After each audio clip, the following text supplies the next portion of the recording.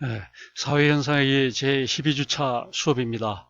오늘 그 강의는 지난주에 이어서 보편적 사회구성체, 광의의 조직의 두 번째 시간이 되겠습니다.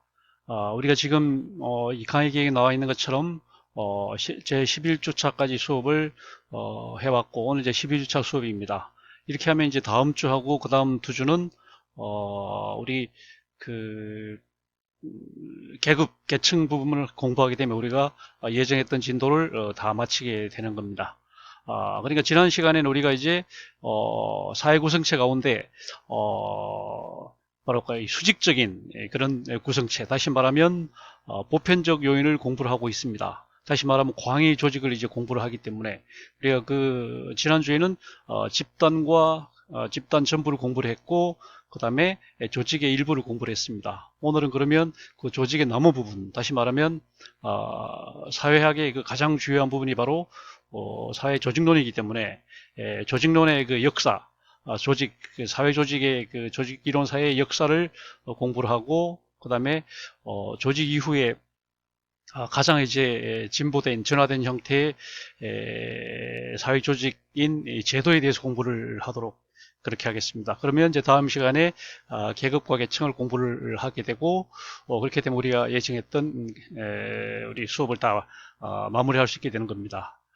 어, 자, 우리가 지금 이제 사회학의 구성에 우리가 계속 지금 나오고 있는 내용처럼 우리가 지금 크게 이렇게 두 부분으로 우리가 이제 공부를 하죠. 크게 사회학은 이렇게 여섯 부분으로 이제 구성이 되어 있는데, 우리가 이제 전반부에 공부했던 내용들이 사회화론이라고 해서 개인과 사회와의 관련성에 대해서 공부를 했습니다. 다시 말하면 이제 개인과 사회와의 관계에 관한 관점들을 이제 크게 네 가지로 나눠서 공부를 했고, 그 다음에 이제 이어서 사회를 구성하는 최소의 단위인 개인에 대해서 공부를 했습니다.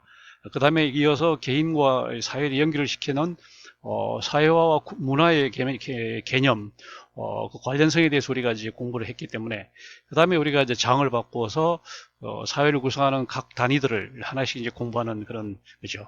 개인으로 출발해서 이제 광의의 조직이 되기도 하고, 또 광의의 이제 계층이 되기도 합니다. 그러니까 사회라고 하는 것은 바로 그런 사회를 구성하는 각 요소로 이제 구성이 되어 있는데, 그게 바로 사회 구성 요소의 본질, 사회 구성의 본질이라고 하는 겁니다. 거기에 대한 관점을 우리가 이제 받고, 그다음에 이제 거기에 이어서 지난주에 광의의 조직 가운데 그 출발 지점이 되는 단순 결사체와 그다음에 범주 그걸 받고, 그다음에 그것이 약간 더 진화된 형태인 집단에 대해서 공부를 했고, 또 집단이 목표를 가짐으로써 또 가지게 되는 조직의 협의의 조직의 일부를 공부를 했습니다. 그럼 오늘은 이제 그 조직 부분에 남은 거하고, 그다음에 이제 조직의 가장 진화된 형태인 그 제도에 대해서 우리가 이 시간에 공부를 하고, 이렇게 되면 이제 우리가 다음 주에는 광의의 계층에 대해서 공부를 하는 겁니다. 그러면 이제 지난 다음 주에는 이제 계급을 공부를 하고, 그 다음 주에는 계층을 공부를 하고, 이렇게 하면 우리가 예정했던 진도를 다 마치게 되고, 그 다음에 이제 우리가 공부하지 못하는 부분이 여기 나와 있는 네 부분이 되겠습니다. 사회학 부분하고 사회 변동, 그 다음에 현대 한국 사회 사회 사상, 이런 크게 네 부분으로 이제 이게 우리가 미처 공부를 못하는 것들입니다. 그래서 하여튼 다다음 주까지 해서 우리가 이제 예전 진도를 다 나가도록 그렇게 합니다. 우리가 이제 이 그림을 여러 번 제시를 합니다. 우리가 이제 출발 지점이 됐던 것이 바로 사회를 구성하는 최인 원자에 대해서 공부를 했죠. 다시 말하면 이제 사회화 이전의 원자적 개인이라고 하는 것은 자연 속에서 이제 사는 그런 존재이기 때문에 말 그대로 야성을 갖춘 그런 존재에 불과합니다. 이런 그 원자적 개인이 이제 사회화를 통해서 또는 이제 문화의 습득을 통해서 비로소 사회 구성원이 되는 겁니다. 다시 말하면 그런 과정을 통해서 원자적 개인이 사회적 인간이 되는 겁니다. 그럼 사회적 인간이 를 이제 또 토대로 해서 각 그 사회적 단위들이 구성이 되는데, 그것이 바로 우리가 이제 단순 결사체, 그죠? 단순 결사체와 그다음에 범주, 그다음에 그것이 지속성을 가지므로 해갖고 이제 제도가 집단이 되고, 그죠? 집단이 이제 그다음에 조직이 되고, 그 다음에 조직이 제도가 되고 이런 지금 과정이 되는 겁니다. 이 표가 약간 깨져갖고 밀렸는데 지난주 내용을 보면 아마 정확히 나와 있을 겁니다. 그리고 이제 남은 부분이 바로 계급 계층 부분이죠. 이것을 이제 우리가 다음 주와 다다음 주에 나누어서 공부를 하게 되는 겁니다. 자, 요 그림은 이제 계속 그냥 상징적으로 이렇게 제시를 하고 있는데, 우리가 이제 각 개인들이 모여가지고 이제 사회 집단이 된다 이렇게 얘기를 했죠. 집단들이 이제 좀 전문화되고 어떤 목표를 가지고 해갖고 이제 조직이 된다고 했습니다. 조직 원리 중에 대표적인 게 바로 관료제라고 하는 거죠. 관료제와 조직은 또 어떻게 보면 상당히 부합하는 부분이 많아요. 관료제라고 하는 것이 이제 넓게 말하면 이제 조직 현상 대부분이 이제 사실 관료제의 범죄에 드는 거고, 그 조직 현상 가운데 이제 대규모 조직에서 나타나는 일반적이고 보편적인 현상, 이런 것을 우리는 관료제라고 하기 때문에 사회조직 가운데 그냥 집단을 거쳐서 좀 오랜 역사를 거쳐서 규모가 어느 정도 커진 그런 안정된 그런 사회조직이라면 정도의 차이가 있다고 하지만 다 관료제적 요소를 이제 갖추게 되는 거기 때문에 관료제와 굉장히 밀접한 관계가 있고, 그래서 오늘 이제 공부하는 조직 이론에 들어가면 이제 관료제론이 있습니다. 그래서 우리가 그 내용들 다시 한 번 더 공부하도록 그렇게 합니다. 자, 그러면 지금 우리가 사회구성체 제2장에서 지금 공부하고 있는 것이 이 내용이잖아요. 우리가 이제 맨 처음에 집단을 우리가 공부를 했습니다.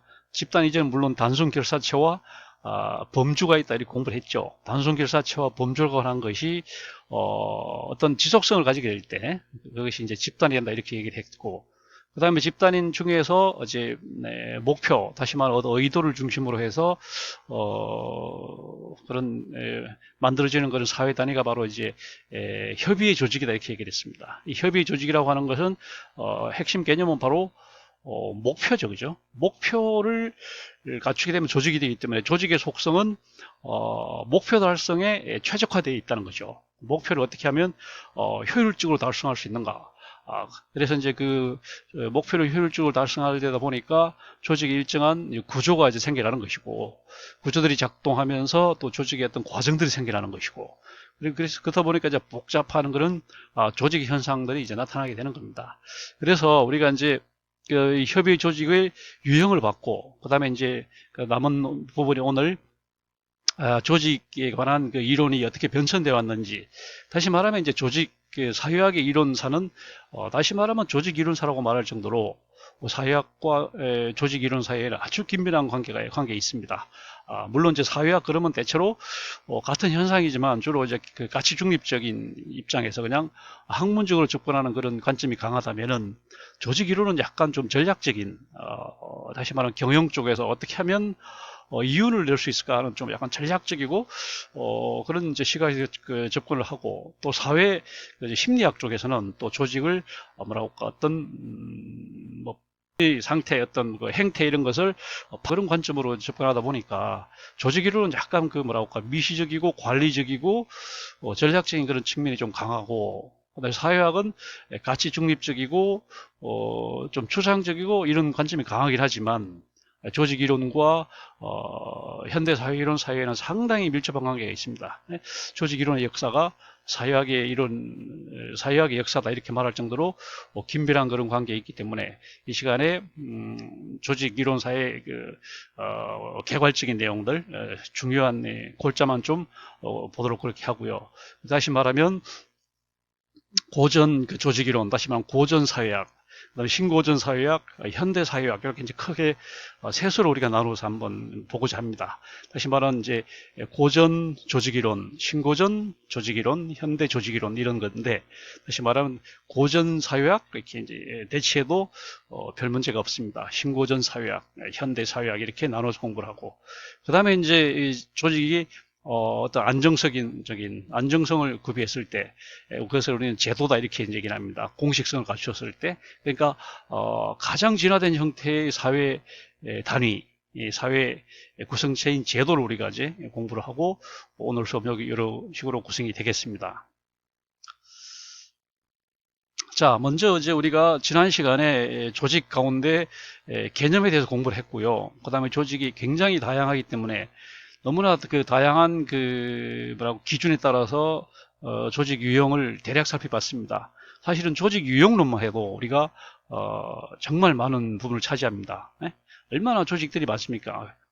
아까 말한 것처럼 집단에서 이제 제도를 시켜주는 그 중간 과도기 단계에 있는 것이 이제 이 조직이긴 한데, 우리가 이제 대부분 사회생활을 하다 보면 마주치는 게 다 이 조직이잖아요. 학교를 나와도 뭐 이게 교육 조직이고, 그다음에 이번에 총선거 때 그 정치 조직이랄지, 그다음에 나중에 취업하면 그 회사 같은 이런 기업, 그다음에 남학생들이 이제 입대하게 되면 겪게 되는 그 군대 조직이랄지, 그다음에 주말에 우리가 출석하게 되는 교회나 성당이나 이런 절이나 이런 또 종교 조직이랄지, 그다음에 우리가 항상 뭐 접하는 매스컴 같은 이런 그 문화 조직이라든지 모든 것이 다 조직이란 말이에요. 집에 가면 가족이라는 조직이고, 그다음에 또 지역이라는 조직이고, 다 이게 조직이다 보니까 이게 굉장히 다양해서 그걸 나누는 기준만 해도 정말 많아서 조직 유형론이라고 하는 하나의 영역이 있을 정도로 이 조직 유형의 그 체계가 굉장히 방대하다, 이런 얘기입니다. 거기까지 우리가 이제 개략적으로 마쳤기 때문에 오늘은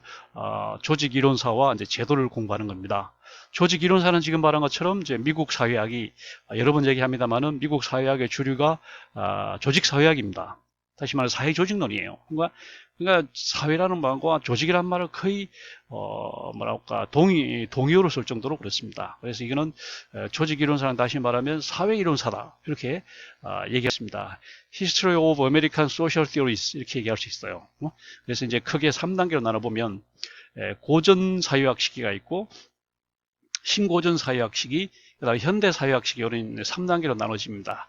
자, 고전 사회학은 지금 말하는 것처럼 클래시컬한 그런 시기입니다. 다시 말하면 이제 처음에 사회학이 시작됐던 2차 대전 전후에서 그 시기입니다. 고전에 이제 2차 대전 전에 산업혁명 이후 세계대전이 일어나기 전에 그 시기를 우리는 고전 사회학 시기라고 그럽니다. 신고전 사회학 시기는 2차 대전 전후에서 그 시기고, 현대 사회학 시기는 2차 세계대전 그 이후에 사회학 시기적으로 그렇게 됩니다. 고전 사회학은 주로 이제 말 그대로 조직이라는 것을 처음 이제 발견했기 때문에 굉장히 안정적인 상태에 있는 그런 조직을 상정을 했습니다. 신고전 사회학도 마찬가지예요. 굉장히 안정적이었습니다. 그러나 이제 세계대전을 거치면서 모든 사회가, 모든 조직이 대위기를 겪으면서 현대 사회 조직이라고 하는 것이 그 내부의 어떤 현상도 중요하지만 조직을 둘러싸고 있는 환경적인 요소가 정말 중요하다. 조직이 어떤 목표를 달성하기 위해서는 그 내부 역량을 아주 최적 상태로 관리하는 것도 중요하지만, 아무리 내부 상태가 그렇게 최적 상태로 관리가 되더라도 외부 환경에 부응하지 못하면, 환경에 읽고 적응하고 환경을 주도하지 못하면 그 조직은 가차없이 도태한다라고 하는 걸 보여줬던 것이 바로 제2차 세계대전이잖아요. 그래서 그런 격동기를 거치면서 비로소 현대사회학 단계에 와서는 환경이 굉장히 중요하다는 게 이제 비로소 우리가 각성하게 된 거죠. 그러니까 이제 고전, 신고전과 현대를 획정하는 그런 경계는 바로 환경이죠. 환경을 얼마나 중시하느냐. 요전에는 환경이라는 요소 자체를 별로 인지를 못하는 그런 상황이었고, 상황이 사실 그랬습니다. 그러면서 이제 큰 세계대전이나 이런 어떤 경제 공황이나 이런 엄청난 그런 격변을 겪으면서 비로소 환경이 중요하구나. 조직 내부의 어떤 구조나 과정, 이것도 중요하지만 환경이 정말 중요하구나 하는 것을 인지했던 것이 바로 현대사회학, 현대조직이론식이라고 할 수 있습니다. 그래서 조직이론사 부분이 더 이제 세분할 수도 있겠지만, 이렇게 3단계로 나누어서 우리가 하나씩 공부를 해보고자 합니다. 자, 요게 이제 표로 정리됐는데, 이것도 여러분들 인터넷에서 검색 엔진에 조직 이론 이렇게 치면 이렇게 이미지로 많이 나오는 그런 내용들입니다. 이게 정확하진 않은데 대체로 정리를 잘 한 것 같아요. 그냥 고전 조직 이론이지만 사실 고전 사회학, 신고전 사회학, 현대 사회학, 이렇게 말을 볼 수 있습니다. 고전 조직 이론 사회학 시기는 이제 2차 대전, 산업혁명 이후죠. 산업혁명 이후니까 비로소 이제 사회학이 시작됐던 시기입니다. 우리가 사회학 역사가 이제 오거스트 꽁트가 이제 시작했기 때문에, 꽁트가 바로 그 시대적 변혁이 바로 산업혁명 아닙니까? 다시 말하면 과학혁명 이후에 그런 과학적 절차들을 이제 이 사회 현상에다가 이제 적용시켜 본 것이 바로 사회학이었다는 얘기죠. 그러니까 고전, 그러니까 꽁트의 사회학인데, 그 관련 그 계파를 보면 과학적 관리론식이, 과학적 관리론이라고 하는 것이 단지 경영학이나 행정학이나 이쪽 그 심리학이나 여기서만 중요한 것이 아니라 우리 사회학에서도 굉장히 중요한 부분을 차지합니다. 예? 우리 사회학이 이렇게 순수 학문적인 그런 관점에서 발전하는 것보다는 어떤 뭐랄까 이윤을 내는 어떤 목표 지향적인 그런 어떤 뭐랄까요 동기원을 가질 때 더욱더 역동적으로 발전할 수 있다는 걸 이제 보여주는 것이 과학적 관리론이 있고, 이 과학적 관리론과 비슷한 것이 또 행정관리론이 있었고, 그다음 관료제론, 막스 베버의 관료제론도 굉장히 중요한 고전 이론입니다. 그러다가 이제 신고전 이론은 이제 뭐냐면 1차 대전 이후에 그 당시 이제 뭐랄까 세계적인 또 이제 불황이 있고 오다 보니까 어떤 경기 순환을 거치고 오다 보니까 어떤 기업에서도 물론이고 일반 그런 조직에서도 인간관계가 굉장히 중요하다.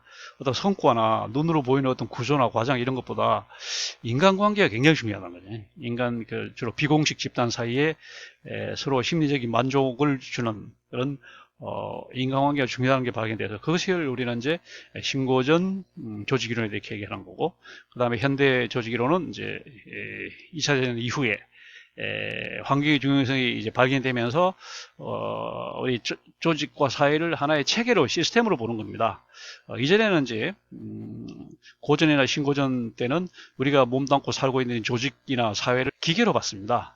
기계로 봐서 그 각 개인들은 기계를 구성하는 한 부품에 불과하다 이런 식으로 이제 많이 봤었던 거고, 신고전 때 와서는 이제 부품은 아니고 뭐랄까 심리적인 이런 게 봤던 건데, 근데 현대에 와서는 비로소 사람이 우리가 몸담고 살고 있는 조직이나 사회는 어떤 기계가 아니라 시스템이라는 시스템. 아주 긴밀하게 연결이 돼가지고 마치 살아있는 생명체처럼 환경에 아주 긴밀하게 대응을 하고 환경의 영향을 아주 크게 받는 그런 하나의 시스템이다. 이렇게 보는 체제 이론이 됐다는 거죠.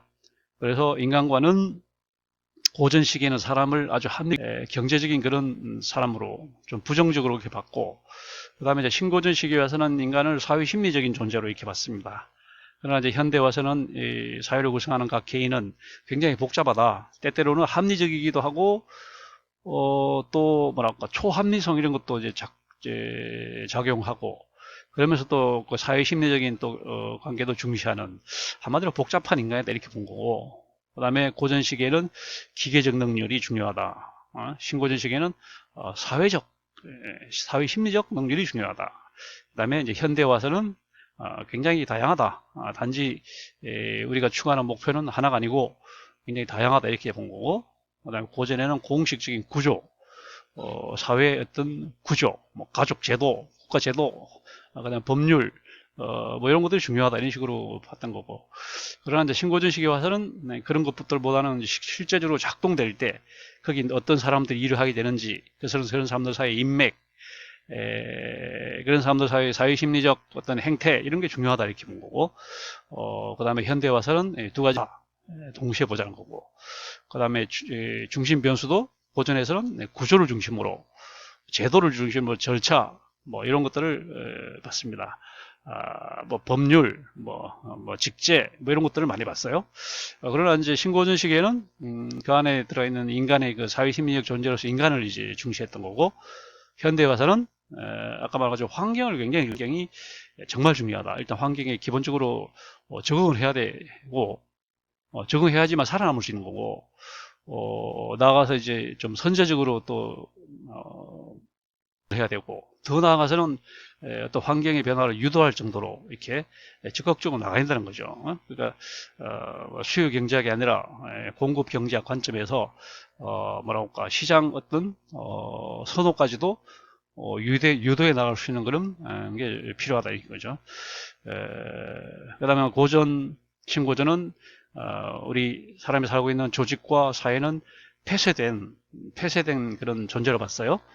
그러나 현대에 와서는 개방된, 항상 환경과 호흡하고 환경과 유기적인 관계를 유지하고 이런 걸 봤습니다. 이런 식으로 제가 지금 정리를 해봤으니까 한번 여러분들이 이 표도 참조하면 좋겠습니다. 자, 우리가 이제 협의의 조직 가운데 오늘 할 것은 조직 이론사 부분입니다. 먼저 조직 이론이 사회과학에서 얼마나 중요하냐, 우리 사회학에서 얼마나 중요하냐, 뭐 이런 얘기죠. 다시 말하면 이제 미국 그 사회학을 보면 오늘날 굉장히 다양한 흐름을 가지고 있습니다. 전 세계 학문들이 다 이제 미국을 중심으로 미국에 다 모여들고 있다 보니까 미국 고유의 아주 미국식 그 사회학 외에도 굉장히 다양한 뿌리들을 가지고 있습니다. 프랑스적인 그런 또 사회학 전통이 있어요. 독일적인 또 관료제나 또 이런 계급론 이런 관점도 있고, 또 미국적인 어떤 조직 단위를 중요시하는 그런 또 기능주의 조직 사회학 쪽도 있습니다. 그러니까 미국에서 사실 주류가 되고 있는 것은 사회학 중에서도 조직이랑 조직 사회학, 조직 사회학. 그것을 정리했던 사람이 바로 텔컷 파슨스다 이런 얘기를 했습니다. 파슨스는 사회는 바로 조직이다 이렇게 동일시했어요. 사회학이 뭐냐? 조직에 관한 것이다. 왜냐하면 사람이 몸담고 살고 있는 사회를 좀 더 구체화시키려고 보면 조직이 된다는 거지. 이 조직을 좀 더 구체화시키려고 보면 직장, 학교 이렇게 되는 거고, 가족 이렇게 되는 거고. 그러니까 점점 이제 대상을 좀 구체화시켜 그 차이가 있는 것이지 결국은 사회나 조직이나 뭐 별 차이가 없다. 그래서 굉장히 사회학에서 조직을 중요시하는 거죠. 그래서 우리가 지난 시간에 공부했던 것이 우리가 이제 단순하게 모이게 되는 단순 결사체가 있었잖아요. 사람들이 이제 우연하게 시간 공간적으로 이제 모이는 사람들 그런 거를 우리가 단순 결사체라고 했죠. 지하철에 만나는 사람들, 가끔 지하철에서 마주치는 사람들, 야구장 입구에서 만나는 사람들, 그다음에 뭐 아파트에서 엘리베이터에서 만나는 사람들, 이런 사람들은 그냥 단순 결사체입니다. 그렇지만 그런 사람들이 좀 더 만남이 좀 빈번해지면 이제 집단으로 진화될 가능성이 많아집니다.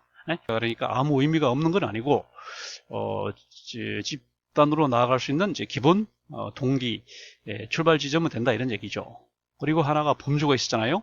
하나로 묶어주는 그런 범주가 있었어요. 남자, 여자 이렇게 묶어주고 뭐 우리 학교 같으면 뭐 예비역, 뭐 현역 뭐 이런 식으로 묶어준 그런 범주였습니다. 그다음에 뭐 예를 들면 야구 같은 경우에도 뭐 NC 동호회, 뭐 두산 동호회 뭐 이렇게 해가지고 하나로 모인단 말이에요. 그다음에 축구도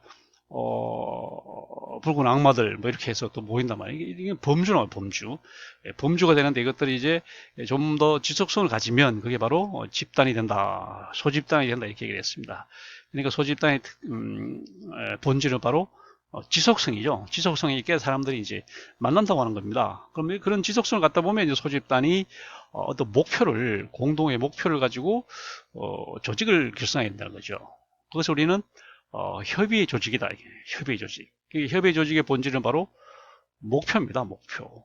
그 목표를 이제 달성하다 보니까 굉장히 다양한 요소의 뭐랄까 목표 달성에 최적화된 그런 구조를 갖추게 되는 거고, 그러니까 수평적인 분화, 수직적 분화 이런 구조적 요소가 나오고, 그다음에 업무 분담, 업무 통합, 집권, 분권 뭐 이런 하여튼 여러 구조들이 생겨나는 거고, 그다음에 그 안에서 의사 전달, 의사 결정, 리더십 또 이런 여러 과정들이 생겨나는 거고, 그러다 보니까 조직 현상에서부터는 이제 복잡한 그런 많은 사회 현상들이 이제 발생하게 돼요.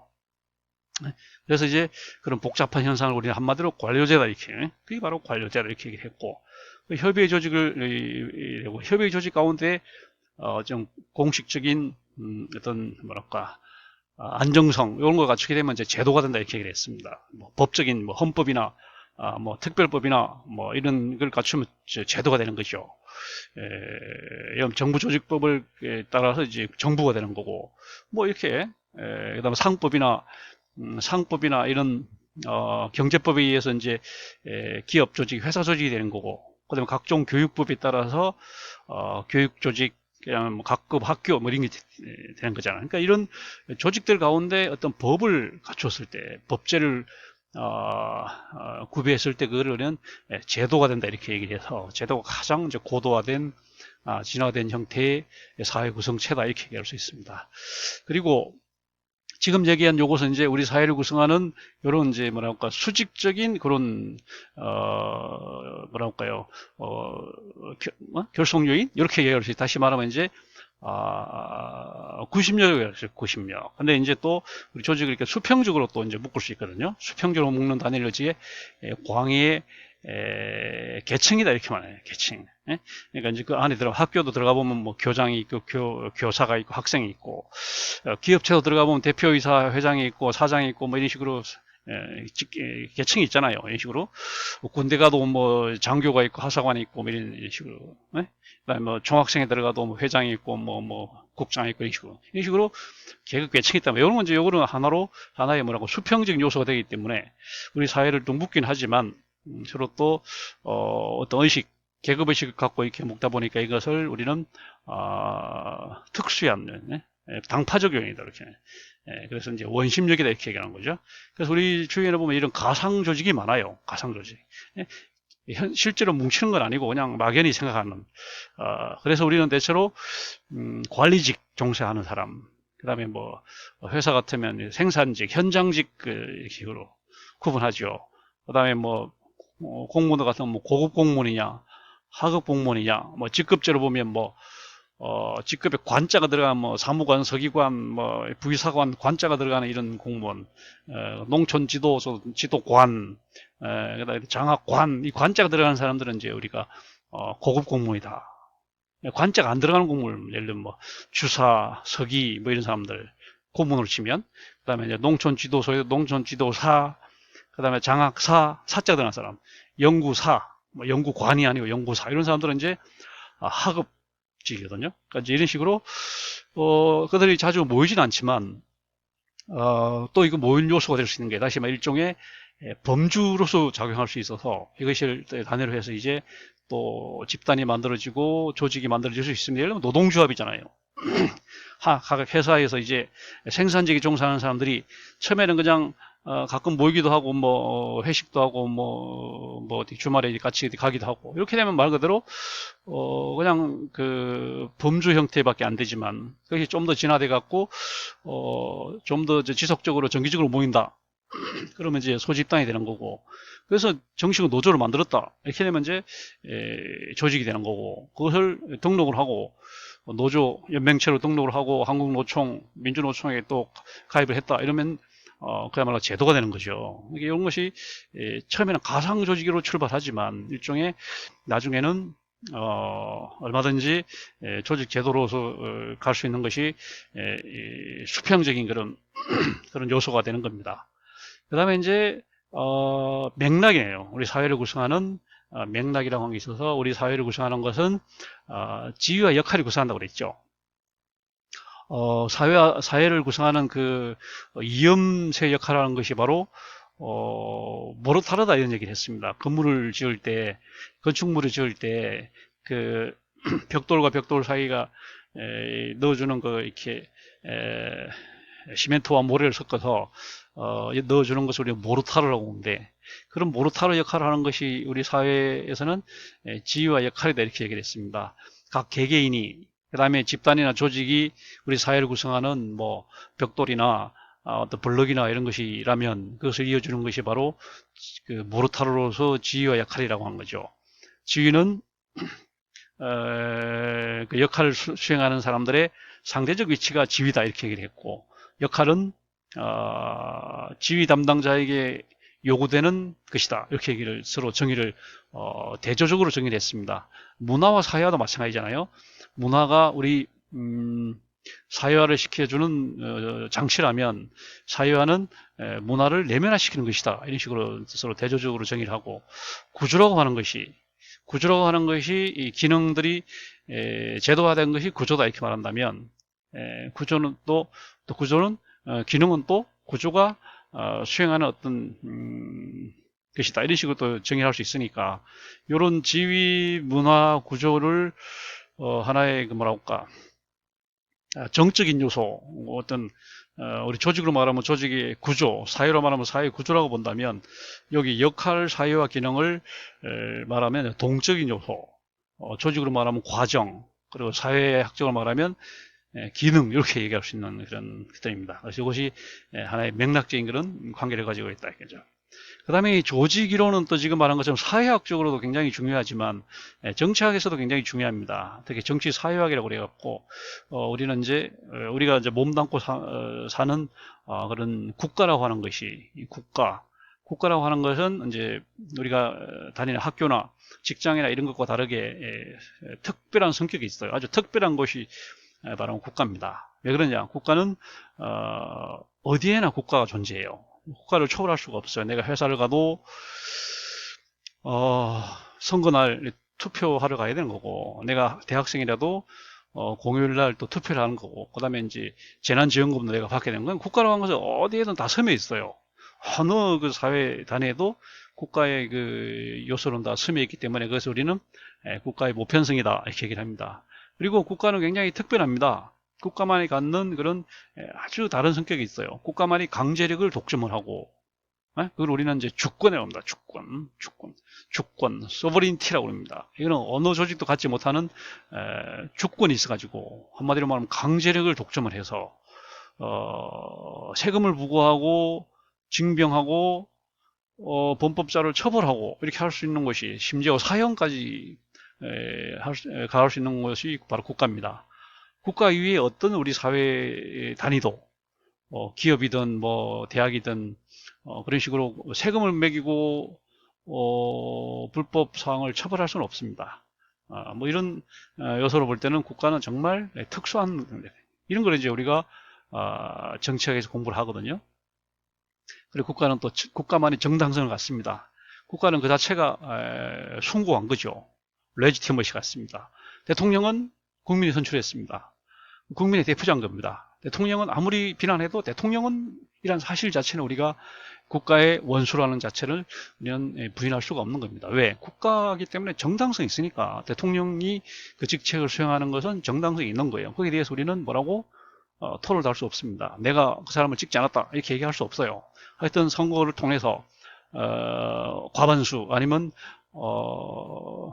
최대 득표를 해갖고 이제 대통령을 뽑혔기 때문에 헌법상 그 사람을 실효나 조로나 대통령으로 인정하는 걸로 이렇게 헌법상 이렇게 명시가 되어 있기 때문에 그 대통령이 하는 것은 정당한 겁니다. 장관을 임명하고 오늘 뉴스에 나온 것처럼 비행기 전용기를 이제 산다. 너무 노후화돼 갖고 지금 타고 있는 비행기가 너무 노후화됐다. 특히 공군 2호기 같은 경우는 85년도에 그 비행기를 샀으니까 지금 몇 년 됐습니까? 85년이면 지금 거의 40년이 가까우잖아요. 그 비행기를 바꾼다. 예산이 적지 않게 들지만 바꿔야 되는 겁니다. 바꾸지 말라 뭘 못해요. 대통령은 국가의 원수고 우리 국민이 인정을 했고 그러니까 그 돈을 쓸 권리와 자격이 있는 거죠. 그러니까 국가만이 이제 정당성을 갖는 그런 거고. 그다음에 우리가 정치에 참여를 하려면 현실적으로 우리가 개인적으로 어떤 민원을 내 가지고 아니면 제안을 해서 이렇게 해서 우리가 정치에 참여하는 아니면 선거를 통해서 이렇게 참여하는 것은 굉장히 적고 실질적으로 우리가 정치에 참여를 하려면 어떤 단체를 만들어야 됩니다. 노동자는 노동조합을 만들고 회사 사장들은 또 경영자 단체를 만들어 가지고 그런 단체를 통해서 이제 정당에 접근을 해서 뭐 자기 비례대표를 또 지명을 하고 뭐 이렇게 해갖고 참여를 하는 거예요. 안 그러면 개인적으로 사실 정치에 참여하기는 현실적으로 굉장히 쉽지 않습니다. 그래서 이런 접근 방법을 우리 바로 조합주의적 방법이라고 그러는데 개인주의적으로 접근하기가 현실적으로 힘듭니다. 그래서 우리는 조합주의적으로 그 다음에 조합을 우리는 이해를 해야 되고 그 조합이 바로 조직이고 제도고 사회고 그렇습니다. 그래서 우리는 사회학을 공부를 해야 되는 겁니다. 사회학을 공부를 해야지만 이런 조합의 운영 원리를 우리가 기본적으로 숙지를 하고 어떤 전략을 짤 수가 있게 되는 겁니다. 그리고 조직 이론이라는 게 심리학적으로도 굉장히 중요해요. 우리가 이제 많은 심리적인 현상들이 어떤 조직의 장안에서 이제 그런 심리적인 현상들이 일어나기 때문에 그냥 일반 심리학은 조직 심리학으로 말할 수 있습니다. 그래서 특히 이제 어떤 조직에 대한 적응 문제와 이제 부적응 문제 우리가 지난번에 했습니다. 사회화와 탈사회화 뭐 이런 얘기 했습니다. 사회화가 이제 원만하게 진행되는 것을 사회화라고 그러고 사회화에 잘못 적용하는 형태를 탈사회화 이런 식으로 얘기를 했잖아요. 뭐 자폐, 심지어 뭐 일탈, 뭐 심지어 뭐 범주 행위까지 이런 여러 스펙트럼이 있는 건데 이런 것들이니까 조직이론에 해당이 되는 거죠. 자, 그러면 이제 하나씩 넘어가서 먼저 고전 사회학을 한번 보면 고전 사회학은 이제 초창기에 주로 산업사회학이라고 그래갖고 이제 산업혁명 이후에 어떤 기업을 중심으로 해가지고 굉장히 많이 생겨난 그런 조직 형태에 많은 관심을 가졌는데 그런 조직들이 너무 이제 다양하게 그러니까 우리가 말하는 조직 폭발 현상, 조직 폭발 현상에 이제 대응을 해서 이제 봤던 것이 크게 보면 이제 미국에서 그 테일러리즘과 이제 조직 원리학파가 이제 생겨났고 그다음에 관료제는 이제 독일의 막스 베버에 이제 의해서 관료제론이 된 거 아닙니까? 이런 그 고전 조직 이론의 특징들 아까 봤듯이 산업혁명 이후에 이제 1차 대전 이전의 그런 이론들이다 보니까 그 공통점을 이렇게 정리할 수가 있습니다. 첫째로 기계 모형이다 이렇게 말합니다. 우리가 살고 있는 몸 담는 이런 조직이나 사회가 기계냐 유기체냐 이렇게 이제 볼 때 이 사람들은 기계다 기계 기계니까 우리가 우리의 조직과 사회가 최적화되려면 각 부품들이 최고의 부품들이 결합돼서 최고의 기계를 만들듯이 우리 사회 구성원 조직 구성원들도 최적인 사람들을 선발해서 충원시켜 놓으면 그것이 최적인 조직 사회가 된다 이렇게 말해 보는 그런 관점 이걸 우리는 이제 기계 모형이다 이렇게 말합니다. 기계 모형은 말 그대로 이제 부품들을 모아서 완성체를 만들다 보니까 부품과 완성품 사이에 가역성이 있습니다. 부품을 조립하면 완성체가 되고 완성체를 또 분해하면 또 부품이 되어서 가역성이 있는 거고 그 다음에 기계라고 하는 것은 어떤 목표를 달성하기 위한 하나의 수단에 불과한 거죠. 그 자체가 목표가 아니고 그렇습니다. 그리고 아까 말한 것처럼 그런 이제 기본적인 관점으로 우리는 기계 모형이라고 한다면 이런 그 당시에 조직이 너무 다양하다 보니까 사람들이 이제 이런 조직을 쳐다볼 때 뭐 도저히 뭐 가늠할 수가 없으니까 종잡을 수가 없으니까 그래서 이 사람들이 이제 추구했던 것이 일반 법칙을 추구했습니다. 조직의 유형이 아무리 다르고 지극히 다양하다 할지라도 모든 조직에 맞는 적용되는 일반적인 원리가 있다. 과학 원리, 과학 현상이 이 자연현상이 굉장히 복잡하지만 가만히 들여다보면 자연현상을 설명해주는 기본적인 몇 개의 원칙 예를 들면 중력의 법칙 예를 들면 에너지 보존의 법칙 엔트로피 증가의 법칙 그 다음에 뭐 지동설 뭐 이런 것들 몇 가지 가지고 그 다음에 뭐 뉴턴의 운동의 원리 상대성 이론 몇 가지를 가지고 우리 그 자연현상을 이제 설명할 수 있듯이 굉장히 복잡한 인간인의 현상들도 그런 조직 현상, 사회 현상들도 몇 가지 원리를 가지고 이렇게 설명을 할 수 있다. 그런 원리를 찾아내야 된다. 그리고 그런 원리를 찾아내서 자연 현상을 그런 그 몇 개의 법칙으로 설명하는 식으로 우리도 가야 된다. 이런 식으로 하는 그런 관점입니다. 세 번째는 이제 구조입니다. 사회의 어떤 구조적인 게 중요한 것이다. 수평적인 수업, 수직적인 분업, 그 다음에 이제 조정과 통합, 뭐 이런 게 중요하다는 거죠. 권력 관계, 직권과 분권, 뭐 이런 게 중요하다는 거예요. 그 다음에 이제 여기서 사람들 일을 시킬 때는 사람들이 열심히 그 조직에 충성을 다하고 그 사회 뭐라고 몰입도가 높고 이런 이유는 뭘까? 그 사람들한테 보상이 주어지기 때문이고, 그럼 보상이 어떤 보상이냐면 주로 물질적인 보상이라는 거죠. 내가 회사에서 열심히 일하는 것은 돈을 벌기 위한 거고 학교에서 내가 열심히 학교 생활하는 것은 학점을 잘 받기 위한 거고 뭐 이런 식으로 현재 경제적인 요인으로 이렇게 설명을 합니다. 뭐 남한테 인정을 받으려고 하는 것이 아니고 그냥 경제적인 요인으로 설명을 하고 그 다음에 그 안에서 벌어지는 비공식적 그런 현상들 뭐 끼리끼리 집단이랄지 뭐 동호회랄지 그 특정하게 동창회랄지 이런 뭐 산악회 무슨 이런 것들 활동은 있긴 하지만 그냥 이게 중요한 것은 아니고 그냥 뭐 그냥 알아서 하도록 그냥 맡겨놓으면 된다 이런 식으로 별로 중시를 하지 않았던 겁니다. 그리고 어떤 사회적인 뭐랄까 어떤 환경적인 큰 변화가 없었기 때문에 환경의 어떤 중요성을 잘 몰랐어요. 그냥 조직 내부만 계속 들여다보고 조직들 사이 비교만 해보고 이 조직이 이렇게 되는데 이 조직이 지금 이렇게 돌아가고 있는데 앞으로 이렇게 돼야 더 잘 될 것 같다. 이런 식으로만 얘기를 하지 환경에 맞춰서 어떻게 가야 된다 이런 얘기를 한 사람이 별로 없었어요. 그 당시 아까 말한 것처럼 환경이 워낙 안정적이니까 굳이 우리가 환경을 우리가 뭐 고려하지 않아도 조직 내부의 역량만 최적화하면 성과가 바로 나오니까 당시에는 뭐 그럴 수밖에 없었던 그런 시대라고 볼 수 있습니다. 요 이제 세 분파를 좀씩 특별한 것만 좀 보면은 테일러리즘이라고 하는 것을 우리가 알다시피 그 과학적 관리 이론을 주창했던 프레드릭 테일러라는 사람입니다. 프레드릭 테일러라는 사람이 그 당시 미국에서 산업 조직을 연구하면서 산업 조직이 최적의 성과를 내려면 그 제일 중요한 것이 각 그 구성원들의 어떤 그 과학적 관리였다는 거예요. 주목구구식 옛날에 그런 주목구구식 임경매식 그런 관리로는 안 되고 이제는 좀 과학적으로 사람 일을 시킬 때도 뭐라고 시간 연구, 동작 연구를 해서 하여튼 짧은 시간에 가장 에너지를 적게 소비하는 형태로 해갖고 가장 많은 성과를 낼 수 있도록 이렇게 하는 것이 그 조직 구성원, 그 사회 구성원한테도 좋고 관리자도 좋고 모두한테 이익이다 이런 식으로 보는 그런 하나의 선이다 이런 식으로 이제 보는 관점이 바로 테일러리즘이잖아요. 이 사람 그래서 그런 과학적 관리 운동을 펼쳐갖고 굉장히 그 기업들에게 이윤을 많이 안겨줬습니다.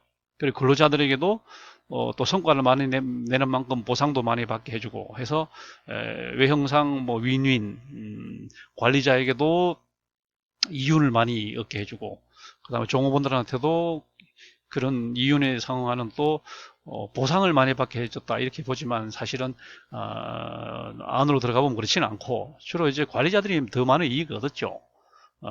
그 구성원들은 짧은 같은 8시간 일을 하지만 훨씬 더 노동 강도가 높아짐으로 해갖고 너무 일이 힘들어졌죠. 여유가 없고 약간의 보상은 있었지만 충분한 보상은 안 되는 그런 형태가 바로 테일러리즘이죠. 테일러리즘 결과 오늘날 기업들이 엄청난 생산 혁명을 이뤘고 특히 인사조직 관리에서 엄청난 그 효율성을 달성했기 때문에 오늘날 경영학의 창시자라고 할 정도로 추앙을 받는 사람이 바로 테일러입니다.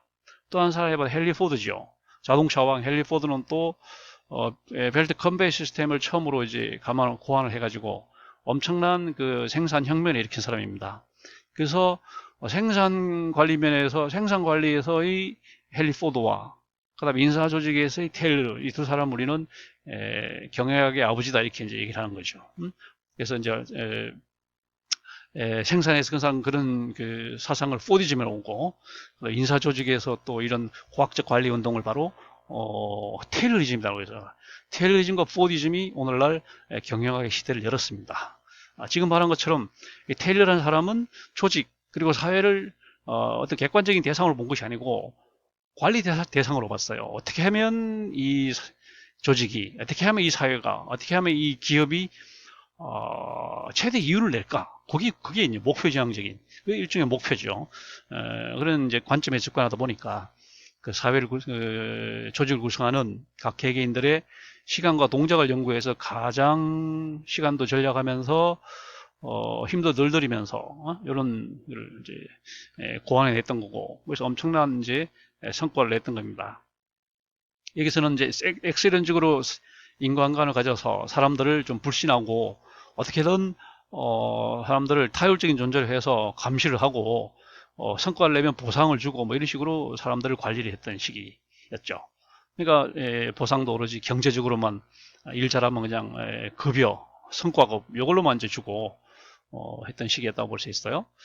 그 다음에 이제 조직 원리 학파는 뭐냐면 이 테일러리즘을 토대로 해가지고 테일러가 얘기하는 거 그거 외에도 플러스 알파 해서 모든 조직에 적용될 수 있는 테일러는 오로지 기업 조직만을 그 관심 대상으로 했는데 이 조직 원리 학파는 기업은 물론이고 정부 조직이나 병원이나 연구소나 대학이나 예외 없이 어디 조직에 대해서는 적용될 수 있는 원리가 있단 말이죠. 그걸 우리는 찾아야 되겠다. 테일러가 말한 것처럼 시간 동작 연구 이외에 이것뿐 아니고 더 많은 것들이 있다는 거죠. 그래서 그걸 찾아내고자 했던 쪽이 바로 조직 원리 학파입니다. 이 사람들은 굉장히 다양한 조직들을 다 사례 연구를 해가지고 그 사례 연구한 것들 결론을 다 서로 비교 검토해가지고 결론을 얻습니다. 그래서 분업의 원리, 분업을 잘 해야 된다는 거죠. 정도의 차이는 있지만 분업이 잘 돼야 된다. 그 다음에 명령 통일의 원리. 이 명령 통일이 또 잘 되어야 되네. 명령이 너무 막 혼선이 되고 이러면 그 조직은 어렵다는 거죠.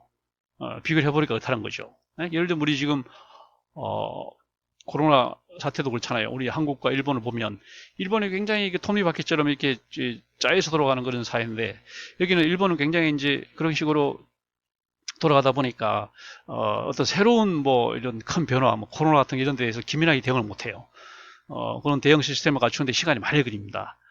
그 다음에 갖춰지면 또 잘 돌아갑니다. 근데 이제 지금 그게 아니라 임기응변으로 빨리 대응을 하고 일단은 문제를 수습한 다음에 이렇게 해야 되는데 그게 지금 대응을 못하는 게 현재 일본이죠. 일본이 굉장히 어려움을 겪고 있고 반면에 우리 대한민국은 일본과 조금 다릅니다. 우리는 그렇게 뭐랄까 짜여진 그런 제도가 아니고 약간 느슨한 형태이기 때문에 좀 나쁘게 말하면 그러다 보니까 불법 사항 이런 편법 이런 것들이 좀 판을 치고 이런 측면이 있긴 하지만 이런 위기 측면에서는 또 여기 잘 대응할 수 있게 하는 겁니다. 그래서 그러니까 이제 그런 명령 통일이라고 하는 것이 너무 잘 돼 있어도 일본처럼 또 문제가 있고 또 너무 안 돼 있는 유럽 같은 경우 아무 그런 게 안 돼하고 자유분방하다 보니까 아무리 국가가 어떤 국가 개입 여지도 없고 개입을 해서 어떤 행정 명령을 내려고 해도 따라주지도 않고 그냥 마스크도 안 쓰고 외출하지 그냥 막 나다니고 이런 식 그런 게 이제 명령 통일 안 되잖아요. 이런 걸 보면은 대체로 명령 통일의 원칙이 굉장히 중요한 거는 맞지만 또 안 맞는 경우도 있는 것 같다. 이런 식으로 사실은 이 사람들은 그런 귀납에 의해서 많은 사례 연구를 해서 그런 결론들을 귀납에 의해서 종합을 해서 어떤 일반 법칙을 만들어내는 식으로 그렇게 했던 것이 조직 원리 학파였고요. 세 번째가 이제 관료제입니다. 이거는 독일에서 이제 이거는 전 세계가 다 공통적으로 아주 오랜 뭐랄까요 관습으로 인해서 만들어진 그런 조직 원리가 바로 관료제입니다. 이게 동서고금을 막론하고 관료제는 어디나 있어 왔어요. 특히 이제 독일이 이제 뭐랄까요 유럽에서 산업혁명 역사도 늦었고 민족 통일 민족국가 형성도 늦었고 아직도 지금 독일은 동서독일 통합했지만 통일했지만 아직도 오스트리아와 스위스까지 통일을 못하는 그런 아직도 민족 분열 상태에 있는 데가 독일이다 보니까 그럼에도 불구하고 독일은 단기적으로 어떤 힘을 키워서 세계 대전을 두 번이나 일으키고 하는 이런 뭐랄까 어떤 힘이 어디서 나올까 그런 힘의 원천이 어딜까 이런 걸 이제 보다 보니까 막스 베버 시가에서 보면 이 관료제 아니겠느냐. 다 어느 나라든지 관료 요소가 있지만 독일은 특히 그게 더 강하고 그러니까 그게 관료제를 한 것이 굉장히 이제 부작용도 많고 그다음에 이제 역기능도 많고 이런 문제점도 많지만 또 관료가 굉장히 안정적이고 수백 년 수천 년 동안 그런 축적된 관습이 이제 관료제다 보니까 이게 역시 뭐랄까 안정성 이런 것은 그래서 이제 거기에 이제 관심을 가지고 막스 베버가 관료제로를 이제 주창을 했습니다.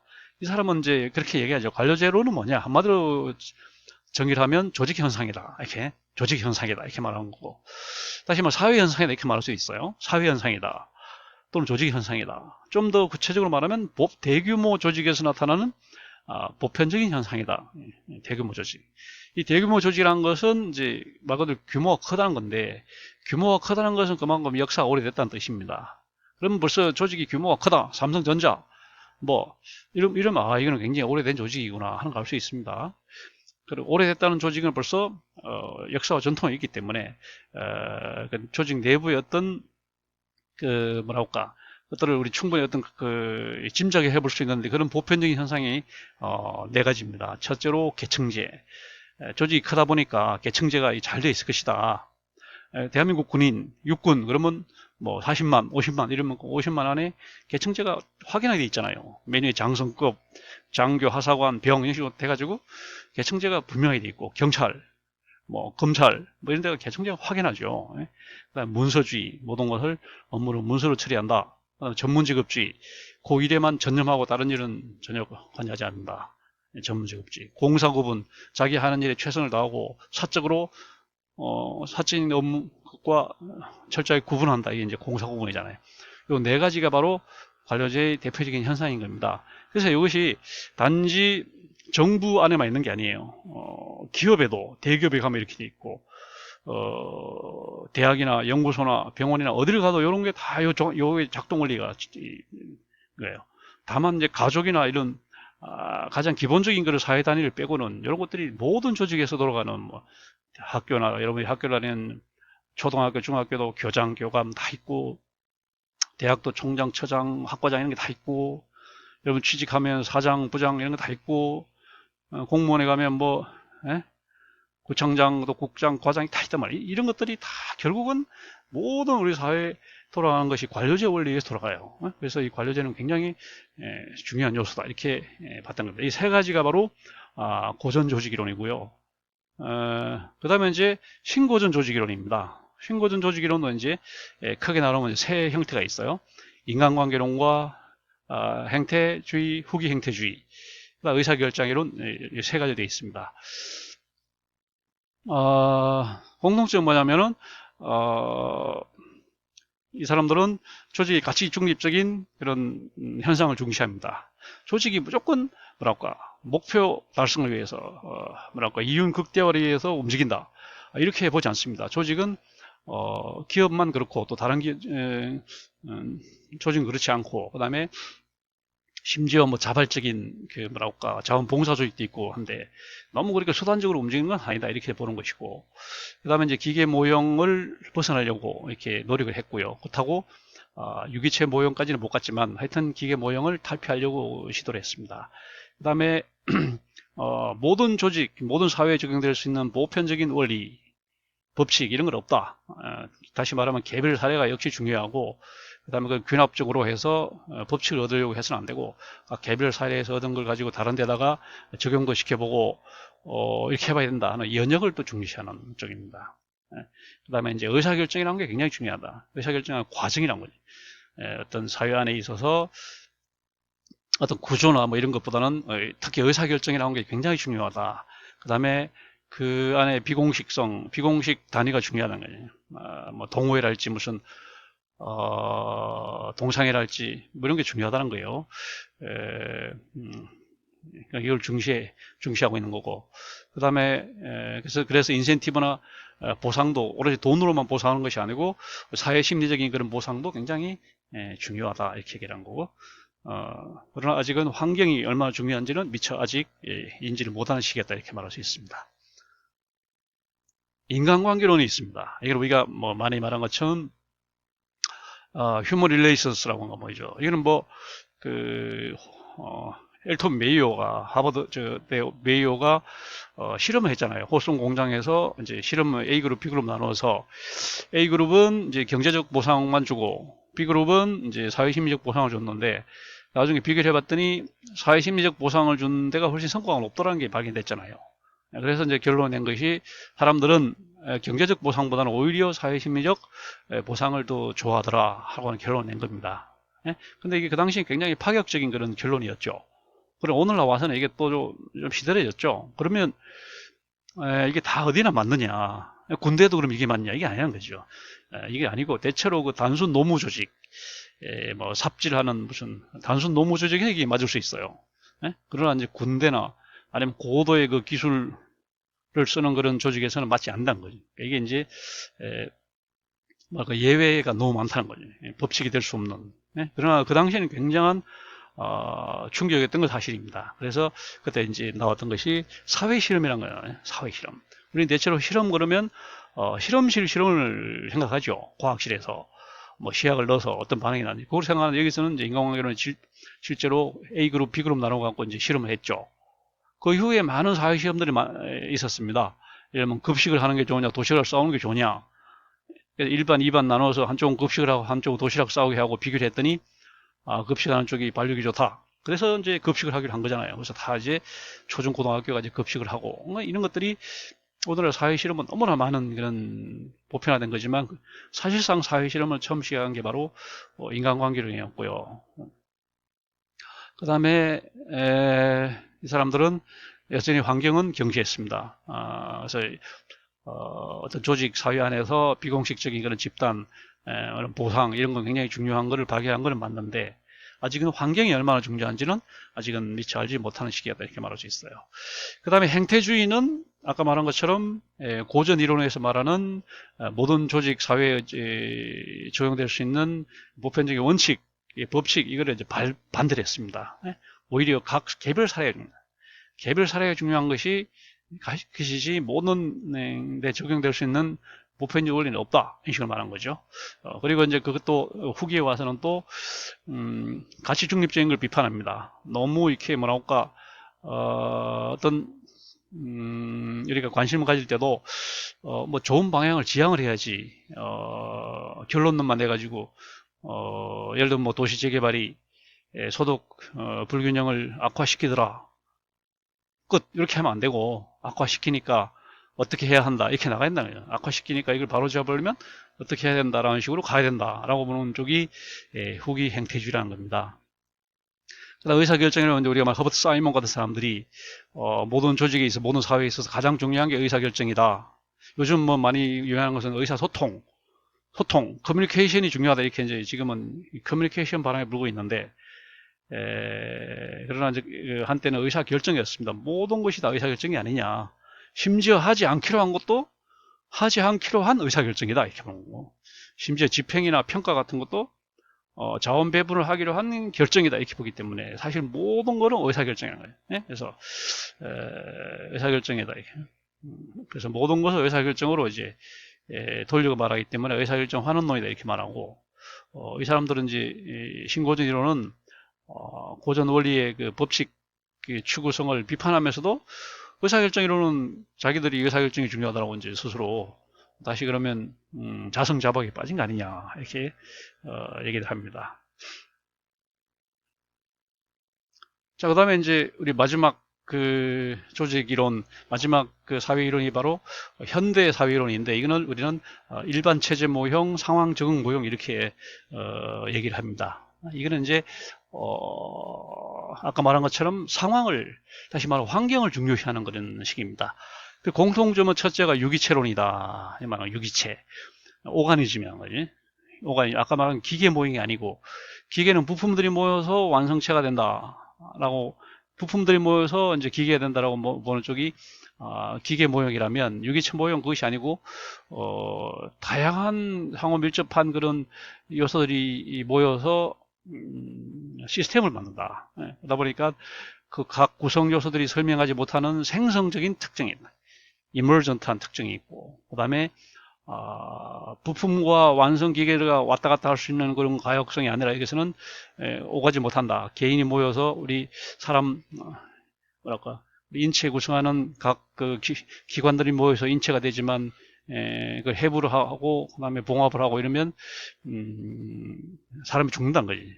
그러니까 이제 생명이 잃어버린다는 거지. 그러니까 비가역적, 돌아갈 수가 없다는 거지. 다시 말하면 체제로. 그래서 이제 유기체 모형이라는 거. 두 번째는 이제 환경 중시. 환경이 굉장히 중요하다.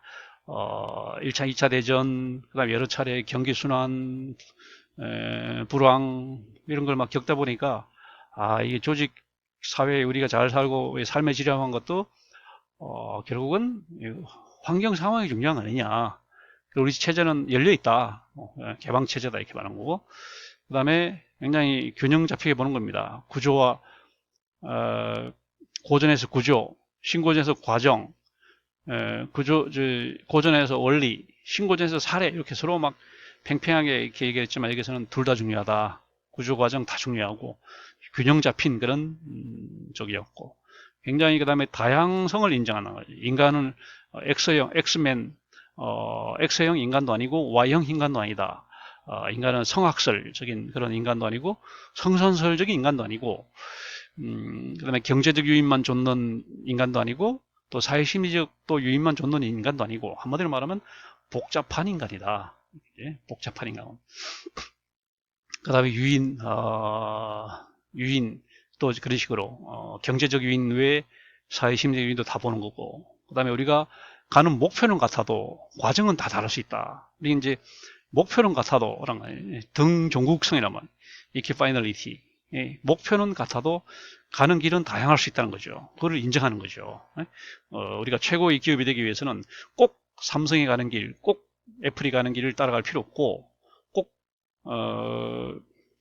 구글이 가는 길을 따라갈 필요가 없고, 따라갈 루트는 당연하다. 최고의 가는 길은 지극히 당연하다고. 다양성을 이제 인정한 쪽이 현대 이론입니다. 이 이론의 두 개의 파는 바로 일반 체제 모형과 상황 적응 모형입니다.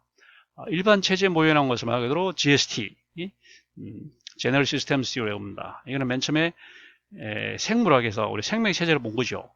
세포를 이제 현미경으로 봤더니 굉장히 구성 요소들이 긴밀하게 움직이더라.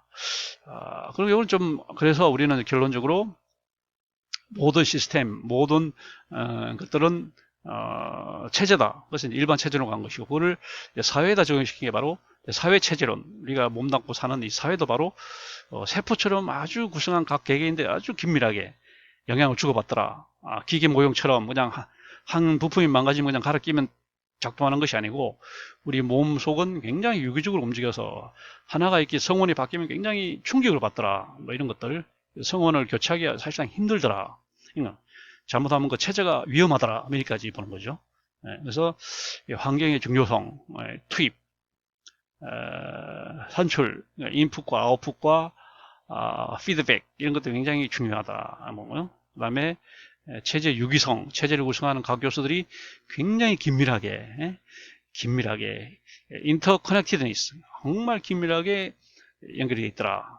그 다음에 체제와 그 외부의 사이에 경계가 있더라. 바운더리가 있어가지고 그것이 융통성 있게 움직여야지 조직이 살아남고, 신진 대사가 굉장히 중요하다. 새로운 것과 진보한 것을 서로 맞바꾸는 메타볼리즘, 신진 대사가 굉장히 중요하다. 그다음 위생을 유지해야지만 생명을 유지하는 것처럼 조직과 사회도 건강할 수 있다는 거죠. 이런 생명체제의 그런 내용들이 우리 사회체제에도 굉장히 많은 시사점을 준다. 우리 거기서 배워야 된다는 거예요. 다시 말하면 은유, 유추, 적용, 연역 이런 식으로 굉장히 많은 영향을 준다는 거죠. 네, 마지막 그 현대 사회 이론은 상황 적응론입니다. 우리 말하는 컨텐전시라고 합니다. 이 아까 말한 것처럼 우리가 격동을 겹치다 보니까 우리가 몸담고 사는 사회나 조직은 진공 상태에 존재하는 것이 아니고 굉장히 복잡한 환경, 그 중에서도 뭐 세계대전과 같은, 세계 경제 대공황과 같은 엄청난 변화, 지금 뭐 팬데믹 코로나 사태처럼 아주 엄청난 그런 격변의 장 속에 살고 있는, 우리는 이것을 소용돌이장이라고 합니다. 소용돌이장. 영어로 하면 field of turbulence. 그래서 우리는 조직이나 사회가 그런 현상을 볼 때는 항상 이런 상황 논리에서 봐야 된다는 거죠. 그래서 현대 조직 이론은 이제 두 가지가 있다 이렇게 했습니다. 자, 이렇게 해서 우리가 조직 이론 역사를 통해서 이제 사회학 어떤 관점의 변화를 공부를 했습니다. 이렇게 함으로 해서 우리가 지금 이제 나와 있는 보편적 요인, 광해의 조직을 공부를 했고, 그러면 다음 주에는 이제 당파적 요인, 광해의 계층에 대해서, 원심력에 대해서 공부하도록 하겠습니다.